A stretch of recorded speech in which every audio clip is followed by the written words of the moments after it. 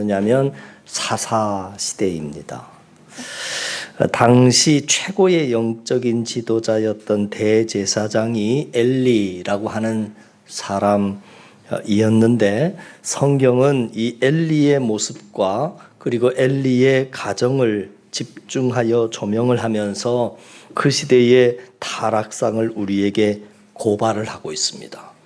그래서 먼저 영적인 리더인 엘리 제사장이 그 시대 당시에 하나님과 소통하지 못하고 하나님의 음성을 듣지 못하는 모습을 통해서 영적인 리더가 영적으로 잠들어 있었다 하는 그 모습을 먼저 보여줍니다. 그와 동시에 엘리 제사장의 두 아들의 모습을 또한 집중하여 조명해 보여줍니다. 엘리 제사장에게는 두 아들이 있었는데 이름이 홈니와 비느하스 이렇게 나옵니다. 홈니와 비느하스 이들 역시 여호와의 전에서 제사장으로 섬기고 있었습니다. 그러니까 오늘날로 비유를 하자면 이렇게 되는 겁니다. 아버지 엘리 제사장은 실로교회의 담임 목사이었고요. 두 아들인 홈니와 비느하스는 그 교회의 부목사로 섬기고 있었습니다. 그러니까 계보상 엘리 제사장의 뒤를 이을 차기 영적인 리더는 홈니나 아니면 비느하스 중에서 이제 후계자가 나와야 하는 겁니다. 그런데 두 아들의 죄악이 너무 끔찍했습니다. 그 끔찍한 죄악들이 오늘 본문 말씀에 보면 크게 두 가지의 죄악상을 고발을 하고 있는데, 첫 번째는 물질에 대한 죄였습니다. 이스라엘 백성들이 제사를 드리기 위해서 제물을 가져오면 하나님께 바칠 그 제물을 자기들이 중간에서 마음대로 이렇게 훔쳐갔던 겁니다. 그러니까 오늘날로 말하자면 성도들이 헌금을 냈는데 그 헌금을 중간에서 훔친 겁니다. 그리고 두 번째 죄는 성적인 타락의 죄이었습니다. 당시 하나님의 전에는 수종을 드는 여인들이 있었습니다. 그런데 홈니와 비느하스가 교회에서 봉사하는 이 여인들과 동침을 했다 하는 겁니다. 그 성적인 타락의 죄가 22절에 나와 있는데요. 이렇게 나와 있습니다. 여러분 22절 한번 보시죠. 22절 같이 시작. 엘리가 매우 늙었더니 그의 아들들이 온 이스라엘에게 행한 모든 일과 회막문에서 수종드는 여인들과 동침하였음을 듣고 이렇게 나와 있습니다. 그러니까 엘리의 두 아들들의 죄는 크게 하나님의 제물, 그러니까 오늘날로 말하자면 헌금을 자기 마음대로 훔치는 죄, 그리고 다른 것도 아닌 하나님 전에서 수종 들고 있는 여인들과 동침했던 참 입에 담지 못할 심각한 죄를 지었습니다. 그런데 엘리의 아들들이 이런 큰 죄악을 거침없이 저질렀던 이유가 있는데, 그 이유에 대해서 성경은 우리에게 분명하게 그 이유를 말해줍니다. 17절이 그 이유입니다. 여러분 17절도 보시죠. 이 소년들의 죄가 그랬죠? 17절 시작. 이 소년들의 죄가 여호와 앞에 심히 크면 그들이 여호와의 제사를 멸시함이었더라. 여기서 말하는 여호와의 제사를 멸시했다라고 하는 것은 오늘날로 풀이를 하면 그 예배를 받으시는 하나님을 멸시했다 하는 겁니다.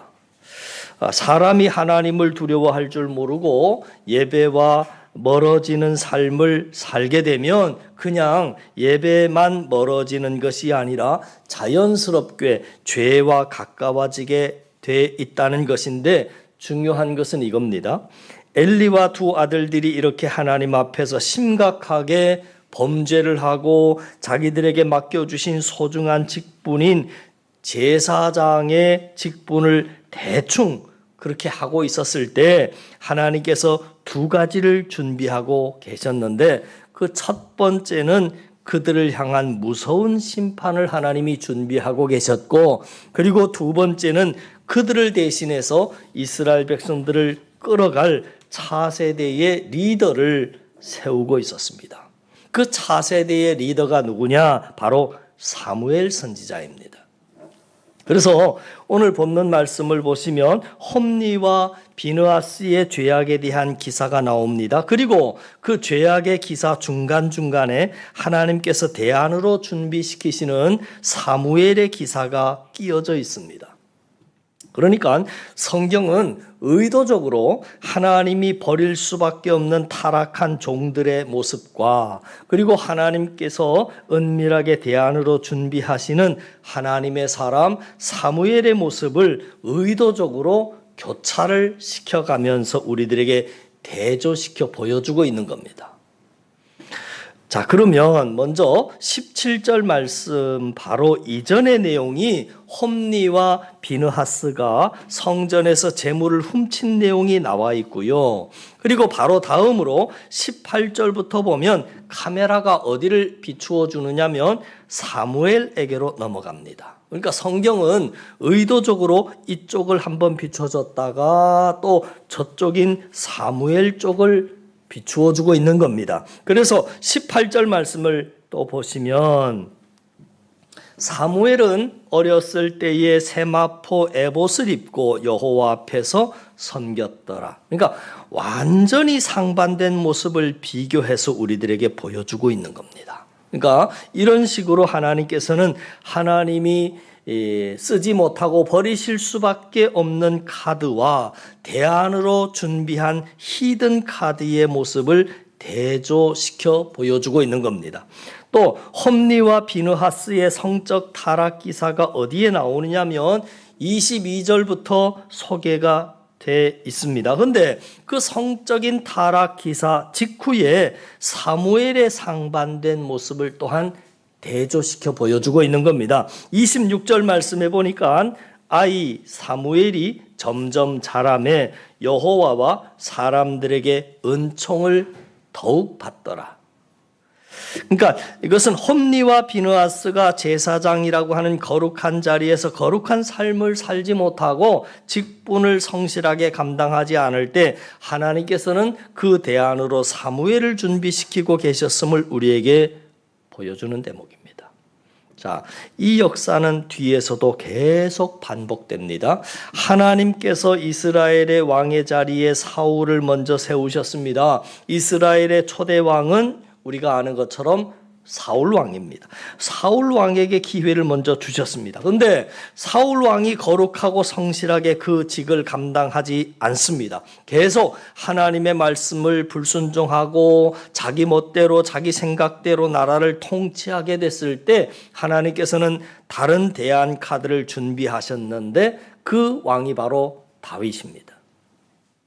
그러니까 하나님께서 사람이 없어서 일을 못하시는 분이 아닙니다.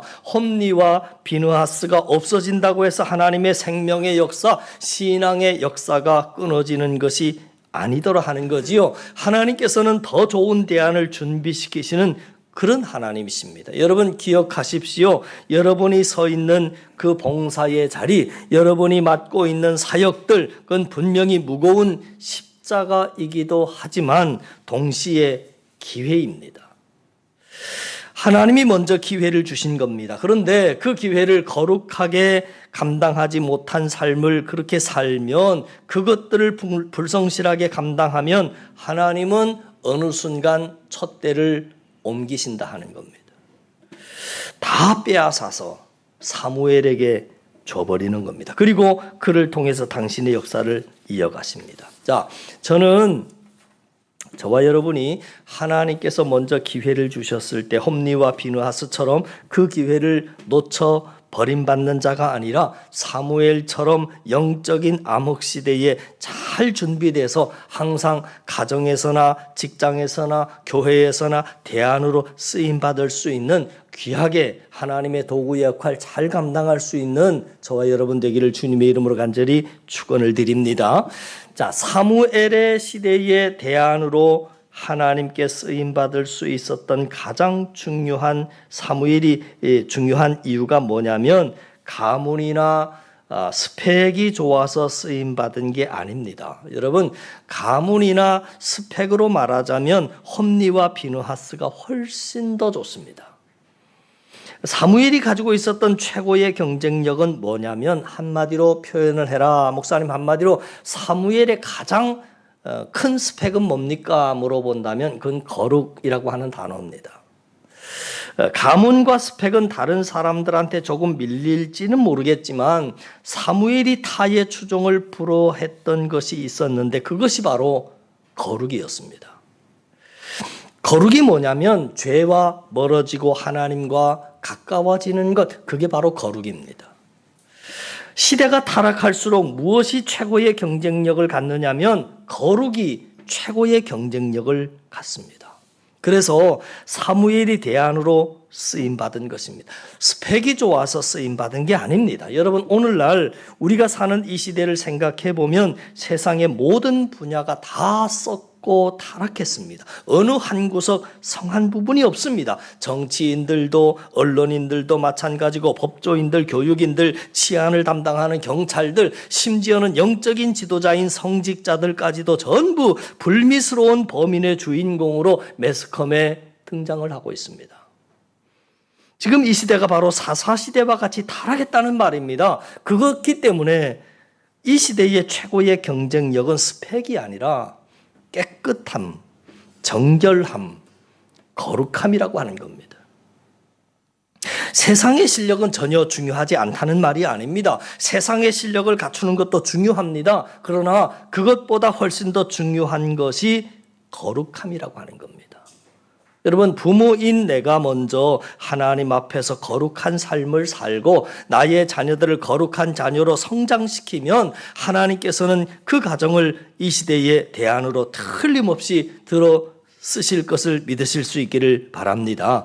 홈리와 비느하스의 타락한 모습이 우리에게 참 큰 충격을 주고 있습니다.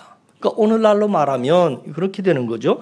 유명한 목회자의 자녀이고 오늘날로 말하면 유명한 교회의 부목사들인데 이 사람들의 범죄 행각을 보면 그것이 우리들에게 주는 충격도 크지만 또 하나 큰 충격은 이런 아들들의 죄에 대한 아버지의 반응이었습니다. 이게 주는 충격이 어쩌면 더 클 수 있는 거지요. 보세요. 이 대목에서 성경은 또 의도적으로 두 부모의 모습을 대조시켜 보여주고 있습니다. 홈리와 비느하스의 아버지가 되는 엘리의 모습과 하나님께서 대안으로 준비시키고 있는 사무엘의 어머니인 한나의 모습을 대조시켜 보여주고 있습니다. 그랬을 때 양쪽 부모들의 모습을 살펴보면 왜 자녀들의 삶이 이러했는지 어느 정도 답이 나온다 하는 겁니다. 먼저 엘리 제사장부터 살펴보시면 엘리 제사장이 두 아들들의 범죄 소식을 전해 들었는데 여러분이 엘리 제사장의 입장에서 한번 생각해 보세요. 어느 날 여러분들이 동네 사람들 소문을 들었는데 무슨 소문을 들었느냐면 다른 사람도 아니고 내 아들들이 하나님의 것을 훔쳤대. 그리고 그것도 상습적으로 하나님의 헌금을 훔치고 나아가서 여인들을 데려다가 겁탈을 하고 강간을 했대. 그 소식을 아버지가 들었어요. 그 소문을 들었을 때 이 엘리가 어떻게 반응했나? 여러분 두 아들들을 엄중하게 처벌하지 않고요. 그냥 가벼운 책망과 훈계만 하고 그냥 쓱 지나갑니다. 그 장면이 24절 말씀에 나오는데 여러분 결론부터 말하자면 홈리와 비느하스는 결국 나중에 하나님의 엄청난 심판을 받아서 한날에 같이 죽습니다. 홈리와 비느하스가 하나님의 무서운 심판을 피하지 못했던 여러 가지 이유가 있을 수 있겠지만 크게 두 가지입니다. 첫 번째, 아버지 엘리의 잘못된 신앙교육 때문이었다라고 하는 것을 성경은 분명히 말하고 있고요. 그리고 두 번째는 그렇다고 해서 엘리가 전혀 조언을 안 해준 것도 아닙니다.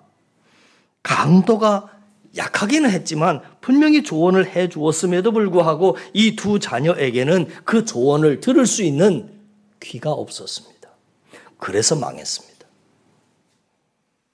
잊지 마십시오. 부모인 내가 자녀들의 죄를 대충 그냥 용서하고 넘어가고 징계하지 않으면 그러면 하나님이 직접 치신다 하는 겁니다. 부모들이 자녀의 죄를 대충 넘어가지 않고 근실하게 징계해야 될 이유가 바로 여기 있는 겁니다. 내가 덮어준다고 해서 하나님도 같이 그 죄를 덮어주지 아니하신다 하는 겁니다. 내가 대충 넘어가고 내가 매를 들어야 될 때 안 들면 누가 매를 드느냐면 하나님이 드신다 하는 겁니다. 저는 이 엘리의 모습 속에서 오늘날 잘못된 자녀 교육의 현 주소를 발견하는 겁니다. 여러분, 사실 엘리가 자녀 교육을 제대로 시켰더라면 어렸을 때부터 제사를 멸시하는 자녀가 되지 않도록 교육을 시켰어야 맞습니다. 그래서 성경은 자녀 교육을 언급할 때 항상 시기를 말할 때 마땅히 행할 길을 아이에게 가르치라 그랬습니다. 그 골든 타임을 놓치면 나중에 못 가르친다는 겁니다. 내 자녀가 어렸을 때부터 예배를 멸시하지 않도록 하나님을 두려워할 줄 알도록 가르쳐야 되는데 엘리는 그렇게 하지 않았다는 겁니다. 그런데 대부분의 부모들이 사실은 신앙교육에 별 관심이 없는 것 같습니다. 명문대학과 대기업에 취직하는 데만 혈안이 되어 있지 내 자녀의 구원의 문제, 내 자녀가 나중에 하늘에 가서 큰 상급을 받아 누릴 그런 신앙으로 쓰임받는 그런 것 기대하고 거기에 관심을 쏟지 않더라 하는 거지요. 그리고 자녀가 범죄했을 때 내가 열심히 가르쳐도 자녀가 범죄할 수 있잖아요. 그러면 자녀가 범죄했을 때 그때 부모로서 바른 대처와 바른 교육을 해야 되는데 그게 없었다는 겁니다. 때가 되면 철들겠지. 그러고는 오늘 엘리 제사장이 자녀들을 향해서 그러지 마. 가볍게 몇 마디 내뱉고 그냥 넘어갔다 그 말이에요. 그래서 망했습니다. 사무엘상 3장 13절 말씀에 보시면 이렇게 나왔어요. 내가 그의 집을 영원토록 심판하겠다고 그에게 말한 것은 그가 아는 죄악 때문이니 이는 그가 자기의 아들들이 저주를 자청하되 금하지 아니하였음이니라. 왜 두 아들들이 망했는가? 성경은 그 이유를 분명하게 말해주는데 그 두 아들들이 하나님 앞에 심각하게 범죄를 해서 저주를 자청했을 때 아버지 엘리가 금하지 않았기 때문이다. 성경은 그렇게 말해줍니다. 다시는 그 죄를 짓지 못하도록 확실하게 징계를 하고 분명한 조치가 있었어야 됐는데 아버지는 그냥 대수롭지 않게 여기면서 때가 되면 그냥 이 아들도 철들겠지 하면서 적당히 그러지 마. 그러고는 그냥 넘어갔기 때문에 그런 일들이 벌어졌다고 성경은 우리에게 고발을 하고 있는 겁니다. 오늘날 여러분, 자녀 교육의 가장 큰 문제점 중에 하나가 저는 이것이라고 생각합니다. 여러분, 잘 가르치지도 않고 두 번째 자녀가 하나님 앞에서 범죄하고 예배를 멸시했을 때 징계도 안 합니다. 가르치지도 않고 잘못된 길로 갔는데도 징계하지도 않았다. 내 아이가 밖에 나가서 기죽는다고 아이를 징계하지 않고 매를 들지 않았습니다. 그렇게 교육도 안 시키고 애들이 예배 시간에 떠들고 돌아다녀도 징계하지 않고 그러다가 교역자나 선생님 만나면 전도사님 쟤 좀 혼내주세요. 제발 그 말 좀 하지 않았으면 좋겠어요. 전도사님이 때리면 사실 전도사님 쟤 혼내주세요. 혼내면 사실 여러분 삐질 거잖아요. 그럴 거 아니에요? 네, 삐질 거잖아요. 내 새끼를 왜 전도사님 그러셨냐고 삐질 거잖아요. 저는 진짜 그런 이야기 들으면 부모를 막 혼내주고 싶어요. 안 그랬으면 좋겠는데. 여러분이 만약에 내 자식 기 죽는다고 매를 들어야 될 때 매를 들지 않으면 아이가 기가 사는 게 아니라 뭐가 사느냐면 죄성이 살아납니다. 죄성이 살아나요. 아이의 죄성이 커지면 커질수록 그 영혼은 죽어가는 겁니다. 아이의 생명이 달려있기 때문에 양보할 수 있는 게 있고 양보할 수 없는 게 있는 겁니다. 말로 적당히 훈계하고 넘어갈 수 있는 게 있고 반드시 매를 들어야 하는 그런 상황도 있는 겁니다. 근데 오늘 자녀들의 범죄 앞에서 관대했던 이 엘리 제사장의 모습을 통해서 하나님께서는 우리에게 보여주고 있는 겁니다. 여러분 잊지 마십시오. 엘리 제사장의 아들들이 범죄했을 때 엘리 제사장이 대충 징계하자 그 아들들을 하나님이 직접 치셨습니다. 우리도 마찬가지입니다. 내가 매를 아끼고 대충 자녀들을 가르치고 대충 훈계하면 하나님이 치십니다. 저는 바라기는 자녀들의 학교 교육에만 여러 번 신경 쓰지 마시고 어렸을 때부터 아이가 하나님을 인격적으로 깊이 만남을 가질 수 있도록 최선을 다해서 말씀을 가르치시고 범죄했을 때는 때로는 징계해야 맞는 겁니다. 하나님이 직접 매를 드실 필요가 없도록 부모가 가운데서 그 역할을 해줘야 된다 그 말이죠. 그래서 여러분들의 자녀들이 사무엘처럼 이 시대에 대안이고 하나님의 참된 기쁨으로 성장할 수 있도록 여러분 부지런히 아이들을 위해서 중보하여 또 기도해야 되는 겁니다. 자, 마지막으로 우리가 살펴볼 내용은 사무엘의 어머니인 한나의 모습입니다.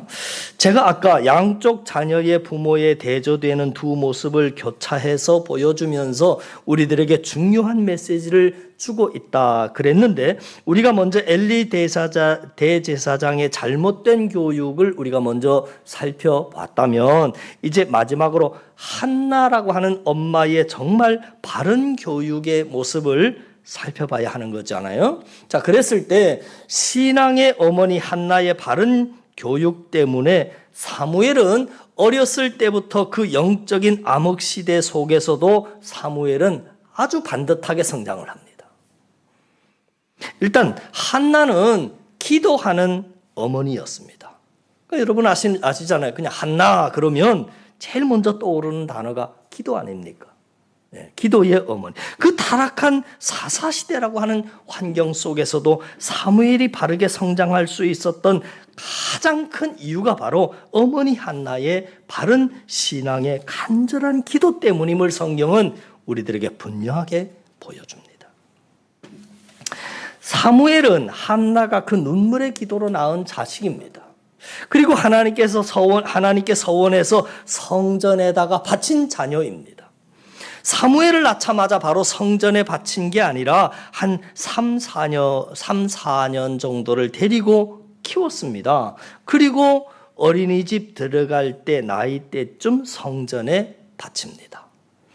자, 그러면 성전에 바칠 때까지 이 한나가 자기 품 안에 있는 3, 4년 기간 동안에 머지않아서 헤어질 그 아들을 위해서 날마다 간절한 기도로 키웠을 것은 우리가 보지 않아도 우리들이 능히 짐작할 수 있는 사실 아닙니까?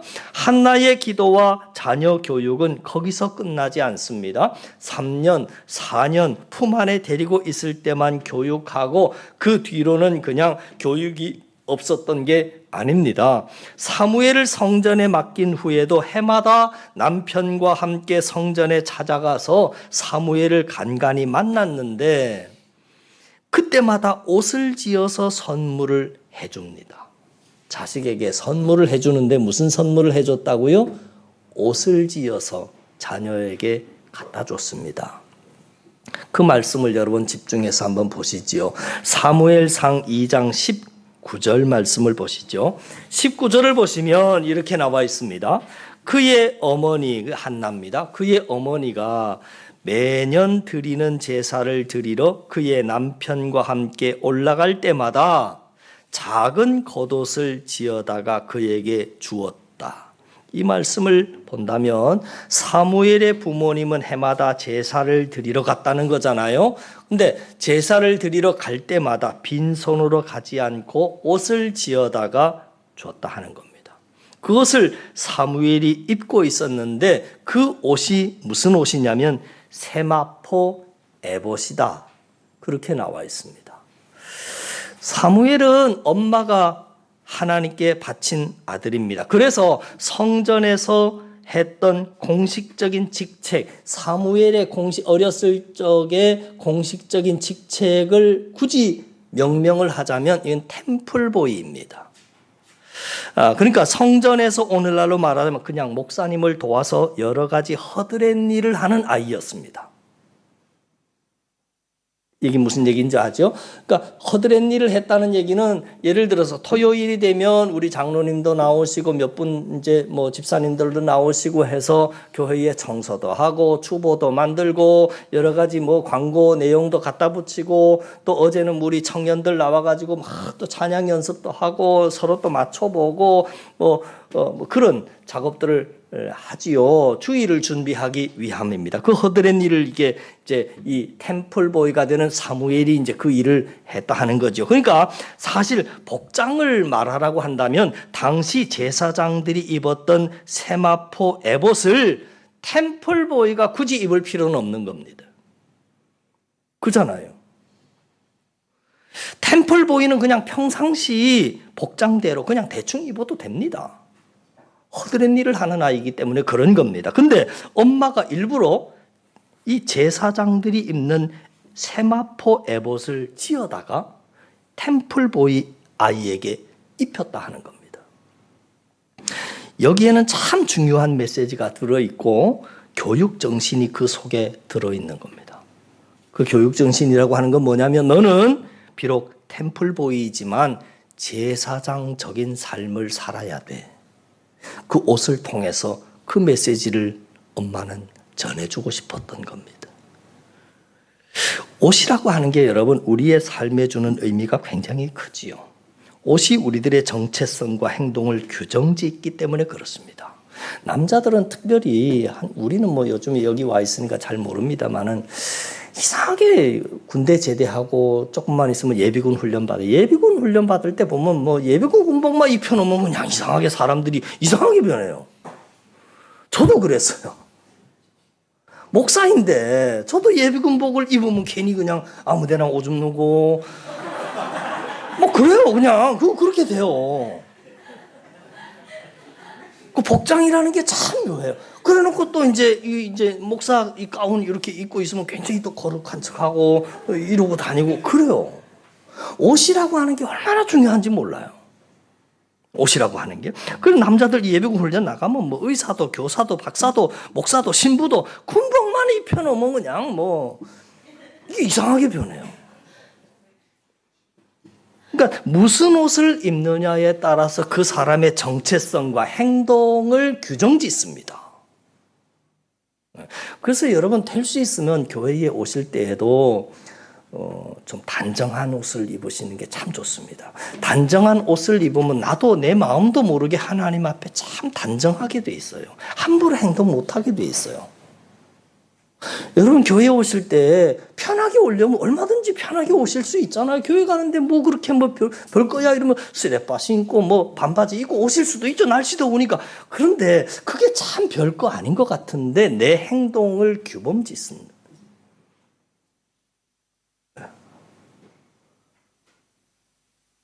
그러니까 편하게 입고 온다고 하는 것이 결코 좋은 것만은 아니더라 하는 거지요. 때와 장소를 가려야 된다는 겁니다. 한나가 그것을 알았다는 겁니다.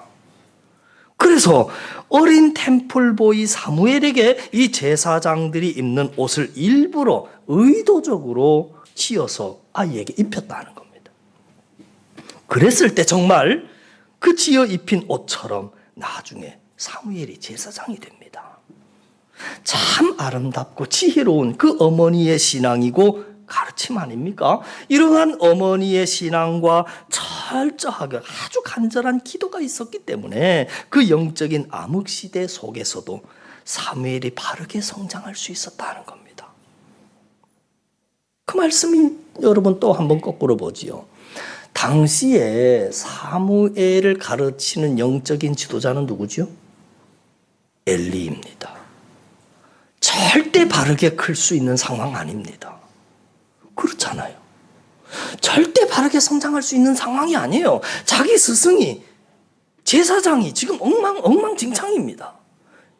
영적으로 완전히 잠들어 있는 사람 밑에서 지금 사무엘이 자라고 있는데 그 아이가 바르게 자란다. 그건 있을 수 있는 일이 아닙니다. 하나님의 강권적인 역사가 아니면 그건 있을 수 있는 상황이 아니다. 그 말이죠. 그럼에도 불구하고 바르게 성장했다. 어머니의 힘이 그만큼 컸다는 겁니다. 하나님의 이끄심도 컸고. 우리가 이런 모습을 통해서 알 수 있는 사실이 뭐냐면 자녀 신앙에 가장 큰 영향을 주는 사람은 역시 어머니더라 하는 겁니다. 신앙은 여러분 그래서 모계 쪽입니다. 모계. 열왕기서, 역대기 자세히 살펴보면 계속해서 이스라엘의 왕들의 역사를 살펴보면은요, 이스라엘 역사들 왕들의 계보가 쭉 나오잖아요. 열왕기서, 역대기서 보면 왕들의 그 계보가 계속 나오는데 신앙이 모계라고 하는 말이 100%는 아니어도 상당히 맞다 하는 것이 우리들이 확인할 수 있습니다. 그러니까 각 장마다 왕들의 부인의 이름들이 삽입이 되어 있습니다. 그러니까 아들이 어떤 왕이었고 아버지는 어떤 왕이었고 이것만 나오면 될 것 같은데 성경은 그 왕의 어머니가 누구였는지 그걸 꼭 밝힙니다. 성경이 할 일이 없어서 그걸 꼭 밝히겠습니까? 왕의 모친들의 이름이 나와 있는데 거기에 보면 왕의 왕비 아래에 좋은 왕자가 있었고 그렇지 못한 악한 왕비 아래에 악한 왕자가 나왔다라고 하는 것을 성경은 우리에게 확실하게 보여주고 있습니다. 모친이 하나님을 두려워할 줄 알고 자녀를 어렸을 때부터 바른 신앙으로 양육했을 경우에 거기에서 태어난 그 교육을 받고 자란 아이는 선 왕의 대열에 서게 되는 경우들이 대부분입니다. 여러분, 이 말은 결국 한 나라의 운명이 엄마의 신앙과 엄마의 신앙 교육에 달려 있다 하는 말이 되기도 한다는 거지요. 그러면 아빠들은 자녀의 신앙에 아무런 책임도 없다는 것이 결코 아닙니다. 역대하 22장 3절에 보면 이렇게 말씀합니다. 아하시야도 아합의 집길로 행하였으니. 그러니까 성경에서 아주 악했을 때는 대표적인 관용 어구가 어떻게 나오느냐면 여로보암의 길로 행했다라든지 또는 아합의 길로 행했다라고 하는 말입니다. 근데 하나님 앞에서 정말 바르게 나라를 다스리게 되면 누구를 앞세우게 되느냐면 다윗의 길로 행했다. 이런 표현을 쓰는 겁니다. 그러니까 아하시야라고 하는 왕은 아합의 길로 행했다. 그건 악한 길로 갔다는 겁니다. 근데 이유가 그 뒤에 나와요. 그 이유를 성경은 뭐라고 밝히고 있느냐면 이는 그의 어머니가 꾀어 악을 행하게 하였습니다. 그렇게 나옵니다. 성경이 이렇게 날카롭게 그 이유를 말하고 있는 겁니다. 어머니가 악했기 때문에 그 영향을 받아서 아들 아하시야도 아합의 길로 행하게 됐다. 그러므로 여러분, 우리 부모님들은 내 신앙 관리를 잘못하면 내 신앙만 무너지는 것이 아니라 내 자녀들의 신앙까지도 같이 무너진다는 것을 여러분 꼭 마음에 새겨야 하는 겁니다. 그걸 알면 한나처럼 기도의 자리에 나오지 않을 수 없는 거지요. 우리는 참 착각할 때가 많아요. 예를 들어서 나 시험 들었어요. 나 시험 들면 교회 안 가나? 자기만 안 가면 되는데 애들까지 못 나가게 해요. 그 애가 무슨 잘못이 있어요? 아이의 영혼에 대해서는 전혀 생각하지 않는 거예요. 아이의 신앙에 대해서 전혀 책임지지 못하는 부모예요. 같이 지옥길로 가자는 거지요. 그런 세상에, 그런 부모가 세상에 어디 있습니까? 여러분, 미리 말씀드립니다. 여러분 가운데 혹 교회에 나와서 여성교회에서 싸움이 나든 남성교회에서 싸움, 목사한테 시험 들든 나 시험 들었다 그랬을 때 여러분만 시험 들고 나오지 말아요. 제발 그래 주세요. 여러분 자녀까지 괜히 볼모로 잡아가지고 나도 안 가, 당신도 가지 마. 제발 그러지 마세요. 제발 그러지 마세요. 자, 오늘 말씀 정리합니다. 하나님께서는 두 가정의 자녀들을 비교해 주심으로 우리에게 자녀 교육이 얼마나 중요한지, 특히 부모의 신앙, 그 중에서도 특히 엄마의 신앙과 엄마의 기도가 얼마나 중요한 것인지를 우리에게 보여줍니다. 자, 바라기는 대조되는 두 가정의 모습을 저와 여러분들이 마음속에 깊이 새기고 하나님이 나에게 맡겨주신 자녀들을 신앙으로 잘 가르치고, 그리고 혹시 아이가 잘못됐을 때 분명하게 징계할 줄 아는 그런 부모가 돼서 하나님이 직접 매를 드시는 일이 없도록, 그리고 우리 자녀들이 사무엘처럼 시대의 대안으로 쓰임받고 후대로 가면 갈수록 믿음의 가문으로 우뚝 세워지는 그런 은혜의 역사가 여러분들 가정에, 그리고 우리 한사랑의 온 가정에 충만히 임할 수 있기를 주님의 이름으로 간절히 축원을 드립니다. 기도드리겠습니다. 하나님 아버지, 오늘 교회 학교 헌신 예배를 드리면서 우리 교사들의 헌신이 헛되지 않도록 주님 인도하여 주옵소서. 하늘 상급으로 거둘 수 있도록 우리 아이들에게와 부모들에게와 온 교회 위에 주님 축복하여 주시옵소서. 특별히 가정의 달을 맞이하여서 믿음의 가정이 되게 하시고 우리 교회 학교에도 부흥과 성장을 허락하여 주옵소서. 양쪽으로도 부흥케 하시고 영적으로도 부흥하는 우리 한사랑교회 되게 하옵소서. 사랑받는 자녀들 되게 하시고 존경받는 부모 되게 하옵소서. 이 땅에서 장수의 복을 누리게 하시고 부의 복도 더하여 주옵소서. 예수님 이름으로 기도하옵나이다. 아멘.